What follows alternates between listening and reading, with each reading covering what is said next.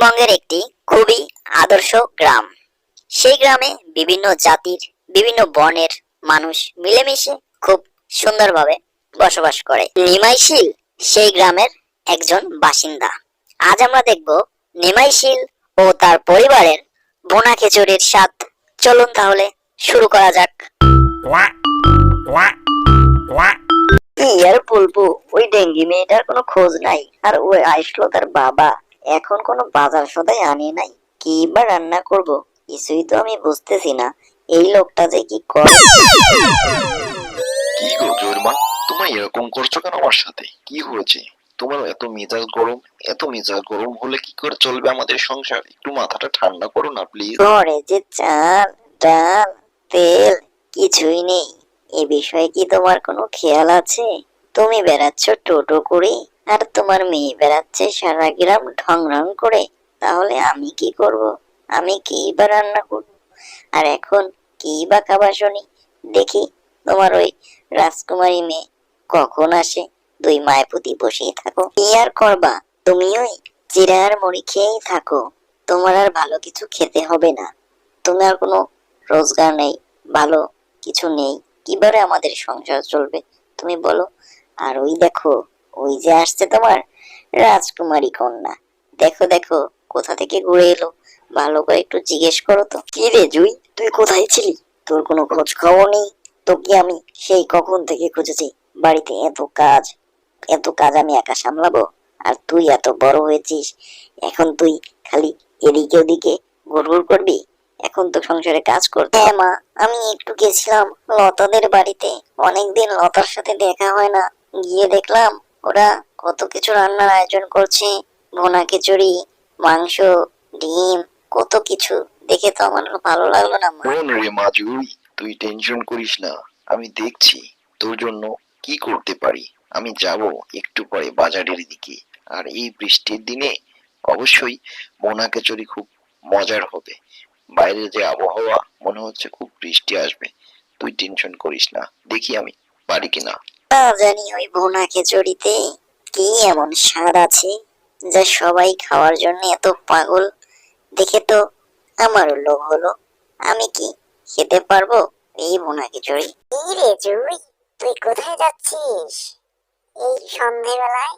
তোর কোনো কাজ আছে বাইরে? তুই একা একা কোথায় যাস? আর বলিস না রে ভুলু, ওই কানন মাসির বাড়িতে যাচ্ছি একটু আদা আনতে। ভুনা খিচুড়ি খেতে হবে, না জানি ভুনা খিচুড়িটা কপালে আছে কিনা। হ্যাঁ রে জুই, তোরা হলি গরিব মানুষ, তোরা ওই কি জন্য ওই ভুনা খিচুড়ি খাওয়ার এত শখ হলো তোদের? এই ভুনা খিচুড়ির স্বাদ সবার জন্য না রে, তোরা পারবি না। এই ভুনা খিচুড়িতে অনেক খরচ। হ্যাঁ রে ভুলু, আমরা গরিব বলে কি আমাদের কি কোনো স্বাদ নেই? আমরা কি কত কিছু খেতে মন চায় না? তুই এমন করে বলছিস কেন? বর্তা, যা পাস তাই খেয়ে থাকবি। কি জন্য এই ভুনা খিচুড়ির স্বাদ নিতে হবে তোদের? তুই জানিস এই ভুনা খিচুড়ি রান্না করতে কত কিছু লাগে আর কত খরচ? তোদের মতো এই গরিব মানুষের কি জন্য এই ভুনা খিচুড়ির স্বাদ নিতে হবে? তোরা একটু তোদের এই জিহ্বার স্বাদটা একটু কম আরে জুই, তাহলে ভালো থাকতে পারবি। এই ভুনা খিচুড়ির স্বাদ নিতে আসিস না, বুঝলি? দূর ভাই, যা যা, তুই যা। তোর সাথে এই কথা বলে আমার সময় নষ্ট হলো। দেখি যদি ভগবান খাওয়ায় তাহলে অবশ্যই ভুনা খিচুড়ির স্বাদ নিব। কথাই বলে না, গরিবের আবার ঘোড়া রোগ। তাই জুইর মতো মানুষদের হয়েছে সেই দশা। এরা যে কি করে এত বড় বড় জিহ্বা বানায়, বড় বড় জিনিসের স্বাদ নিতে চায়, বলদের দল সব। যাই, আমার আবার একটু তাড়াহুড়ো করে বাড়িতে ফিরতে হবে। একটু তাড়াতাড়ি হাঁটার চেষ্টা করি, না হলে সন্ধ্যা হয়ে গেল। কি করে এই সন্ধ্যার আগে বাড়িতে ফিরবো? হ্যাঁ রে রাহুল, আমাকে এক হালি ডিম আর 500 গ্রাম মসুর ডাল দাও। তোমার ভাতিজি নাকি বোনা খিচুড়ির স্বাদ নিতে চায়, তার জন্য বাজারে এসেছি। এগো নিমাইদা, তোমার এই অভাবের সংসারে আবার এই বোনা খিচুড়ি কি দরকার? এই বোনা খিচুড়ির জিনিসপত্রে যে দাম, তুমি তো ভাই এই সামলাতে পারবে না। তোমার তো খুব কষ্ট হবে। তাও এসেছো যখন, অবশ্যই আমি দিব, সমস্যা নাই। একটি মাত্র মেয়ে আমার, একটু বোনা খিচুড়ির স্বাদ নিবে, তাও কত কাহিনী। হ্যাঁ রে, ওই তো আমাদের সেই নিমাই শিল না? ওই তো দেখা যাচ্ছে, মনে হচ্ছে নিমাই শিল আসতেছে। আজকে বেচারকে ধরতে হবে, অনেকদিন হলো ওর কোনো খবর নাই। হ্যাঁ রে, কাম সেরেছে। এ তো দেখছি মহাজন বাবু আজকে আমাকে ধরবে খুব পাকড়ি। ভগবান বাঁচিও আমায়। রে নিমাই, তোকে খুব হাসি খুশি দেখাচ্ছে, ব্যাগ ভর্তি বাজার, মনে হচ্ছে খুব মজা মাস্তিতে আছিস। আমার কি কোনো খবর আছে? মহাজন সাহেব, আমাকে আর কয়টা দিন সময় দিন।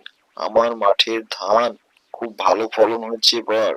আশা করছি এবার আপনার সব টাকা পরিশোধ করে দিতে পারবো। শোন নিমাই, এর আগেও কিন্তু তুই বলেছিলি বলে তোকে দুইবার আমি ছাড় দিয়েছি, কিন্তু শুনে রাখ, এবার কিন্তু তুই আর পার পাবি না। এবার আমার কথাটা তুই ভালো মতো মন রাখিস, তা না হলে কিন্তু আমি তোর ঘর বাড়ি মাঠের জমি সব দখল করব। এই মহাজনটা কত খারাপ, এর কত টাকা পয়সা, তারপর আমার এই সামান্য টাকার জন্য সে কত আফসোস করে। কি গো জুইর মা, তুমি কই? দেখো আমি সব নিয়ে এসেছি, তাড়াতাড়ি রান্না শুরু করো। ওই তো বাবা এসে গেছি, কত কিছু এনেছে, আজ খুব মজা হবে। ভুনা খিচুড়ি খাবো, আর এই ভুনা খিচুড়ির স্বাদ নিব, আর ওই ভুলুকে আমি বলে দিব। শোনো জুইর মা, তোমার যা যা লাগবে আমি কিন্তু সব নিয়ে এসেছি।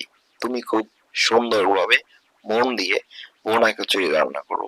আজ আমরা এই একসাথে সবাই মিলে বোনা খিচুড়ি খাবো আর বোনা খিচুড়ির স্বাদটা উপভোগ করব। দাও দাও, বাজারের ব্যাগটা দাও।